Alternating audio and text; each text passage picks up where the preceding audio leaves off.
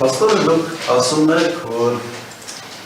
պլան են դրել կոպիտացած դատարանի վրա։ Պարոն Քոչարյան, որևէ մեկը դատարանի վրա չի կարող պլան դնել։ Դատարան առաջարկում է օրենքով, եթե օրենքով վաղը սահմանեն, որ այսօրվանից պետք է գործերը քննվեն եւ ավարտվեն 1 տարյա ժամկետում, համենայնդեպս հանրապետությունում երկրորդ գործ, ես ականջալուր չեմ եղել, որ 876 վկա, 112 տուժող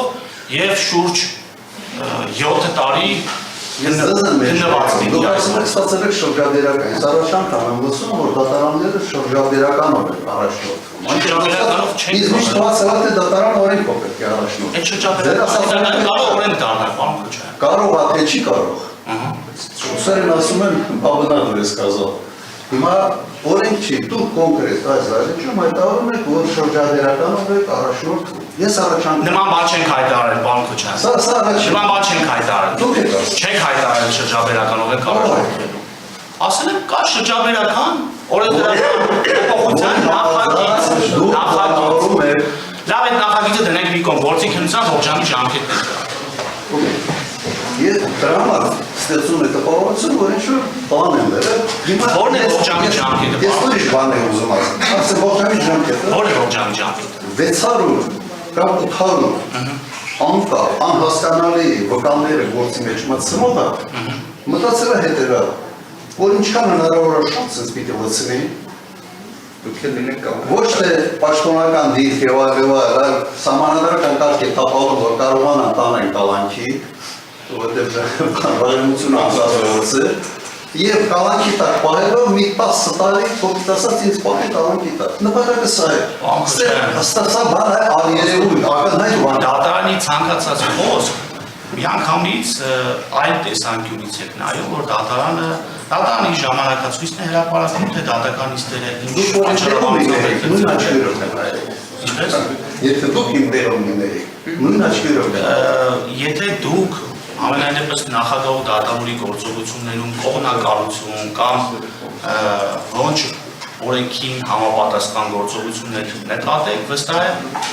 համապատասխան փուլում կամ ցանկացած փուլում դատավորի կարող է բացառք պարոն Քոչարյան։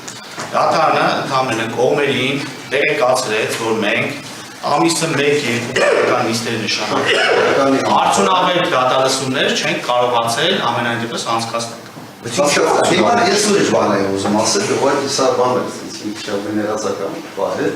Հիմա շաբաթական 4 նիստ 2 ժամանոց կամ 2-ից 4 ժամանոց։ Դա նույնն է, թե նույնը չի։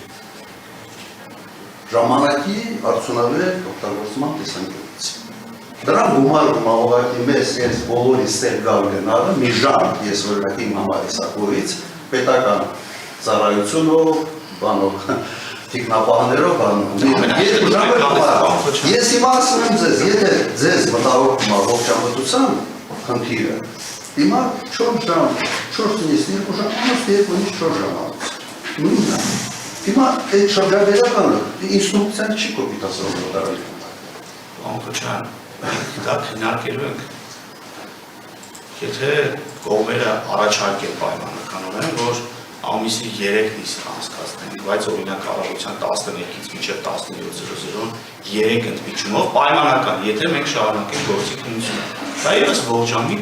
առաջարկ կլինի եւ քննարկի դատարանի կողմից։ Հիմա դուք միանգամից դատարանը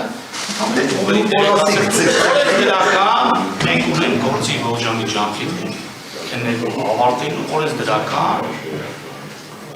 Որոշնեք ես ռապես աշխատանք եկամ այդ դատական։ Պամասամանել համար հասկանալ է։ Յուրաքանչյուր անգամ կարծում եմ անհրաժեշտություն չկա, որ դատարանը հիշեցնի, որ կան պարտականություններ դատավարության մասնակիցների կողմից, որ պետք է պարտականությունները կատարեն։ Որքանով այդ պարտականությունները այդ կարգավիճակը կրել է եւ ըստ այդմ պարտականությունները կատարել է ցանկալի չէ, այն դատարանը պետք է քննի ծայրաքննություն, որ 3 հատորը պետք է ուսումնասիրի, համադրի եւ հաջորդ դատական նիստին համապատասխան որոշում կայացնի։ Դա ևս քննություն է, հասկացա։ Դատարանը գնա իր աշխատասենյակ համադրի, հաջորդ դատական նիստին կա եւ հրապարակի ընդունում է կամ չի։ Եթե ընդունեց կամ եթե չընդունեց, համապատասխան փուլում կկայացնի համապատասխան որոշում։ Դատանի նախորդ որոշումը առանձին փաստաթղթի ձևով տրամադրեց ինչի համար, որի պարտականությունը չուներ, որ տարան մեկնաբանության տարան տեղի չտա։ Եթե դատարանը ընդունի պայմանականորեն, յուրաքանչյուր անգամ չկրկնենք, եթե դատարանը պայմանականորեն ընդունի, մենք պետք է քրեական դատավորության օրենսգրքում սահմանված կարգով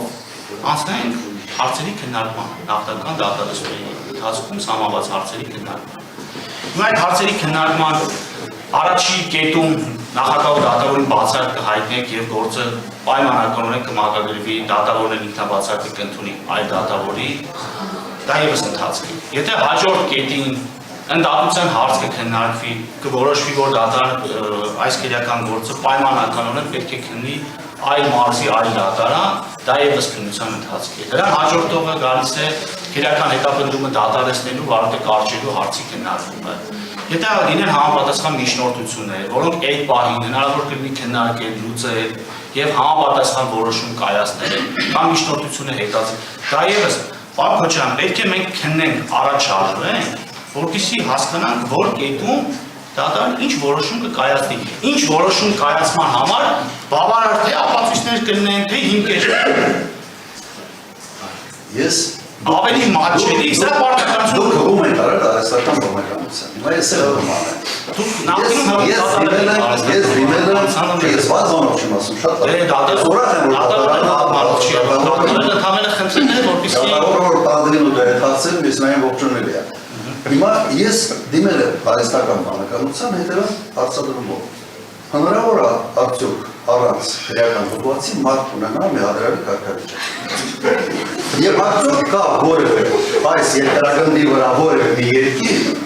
որտեղ դա հնարավոր է, երկրներից մեկը։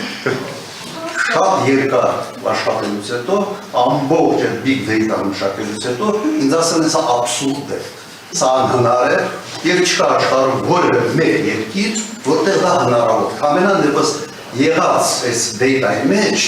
այդպիսի օրինակ հայաստական բանականությունը չի քթել։ Ես ասիք լավ պատմական իմաստով է հիմա կարող է դա եղել օրինակ 50 տարի առաջ, 60, 70 վերջի 100 տարվա ընթացքում այդպիսի օրինակ չի հայտնաբերել։ Հասկանում հիմա եթե մենք ողջամտության բանով շարժենք, այս դատականիստը չպիտի գա։ Ես դեռ գալիս եմ, որտեղ հասկացա, որ ոնց որ չես գալիս ասում եք ուսապում է, բայց ես գալիս եմ ամենաշատ բարիկան դրսևորելով, բայց ներքին համոզմունքս, իմ ներքին համոզմունքը, որ ինչ անում ենք աբսուրդի մեջ։ Ստիպված եմ անում, որտեղ կա դատավոր, կա ուսուցում, կա դատախազ, որը գալիս ասում ստիպանելով վերում է, մեղադրանքներ է տալիս, բայց արհեստական բանականության պատասխանը դա է։ Եթե սխալ է բանականությունը, խնդրում եմ մեկ օրինակ բերեք, վերջի 100 տարվա ընթացքում, որևէ մի երկրում, մոտ 200 երկրում, այսպիսի օրինակ։ Պարոն Քոչարյան, եթե արհեստական բանականությանը հարցնենք, որ եթե պայմանականորեն քրեական օրենսգրքի 166-րդ հոդվածի 2-րդ մասի 15-րդ կետը դիտավորության ծանր վնաս պատճառել, որ անզգուշությամբ առաջացել է մարդու հակասահմանադրական ճանաչվի, այդ դեպքում մեղադրյալի նկատմամբ այլ մեղադրանք փոփոխելու հնարավորություն կարող են ձեռել, չընձեռել։ Հիմա եթե պայմանականորեն արհեստական բանականությունը պատասխանի որ չէ, այդ անձը այլևս այդ պահից անբարդ է։ Դուք ո՞նց կմեկնաբանեք դա։ Տեսեք այլ մարմնական վնասվածքի հետ կապված օրինակներից։ Այսինքն անձին դիտավորությամբ ծանր վնաս են պատճառում, որը անզգուշությամբ առաջացրել է մահ, որը պայմանականորեն սահմանադրական դատարանը մի օր հակասահմանադրական ճանաչել։ Տեսեք ուրիշ օրինակ են բերում։ Դա եւս կարող են լինել անձինք, որ ասեն աբսուրդ է։ Անձին դիտավորության մարմնական վնասվածք է պատճառվել, ուրիշ օրինակ եմ բերում, որը հակասահմանադրական է ճանաչվել։ Հիմա ես ընդհանրապես նախագահ դատավոր ընդհանրապես արհեստական բանականությանը հարցերով է, որ այս ծավալի քրեական գործ եթե լինի, որքան ժամանակ է անհրաժեշտ, որպեսզի քննենք ավարտենք։ Արհեստական բանականությունը մեկ շաբաթյա գրաֆիկով 2.5 տարի էր նշել։ Ամիսի 2 դատական նիստ անցկացնելու դեպքում 4-ից 6 տարի։ Ամիսը 1 դատական նիստ անցկացնելու դեպքում 6-ից 8 տարի, եթե բոլոր դատական նիստերը կայանան։ Իսկ օրենսդրական փոփոխությունների նախագիծը կայանում էր հետևյալը, որ գործերը պետք է քննվեն եւ ավարտվեն 1 տարի Նախագիծը եթե նախագիծը, բայց գործող օրենսը գրքով քրեական դատավարության ողջամի ժամկետները սահմանված։ ով ասում։ Դա ո՞րն է ողջամի ժամկետը։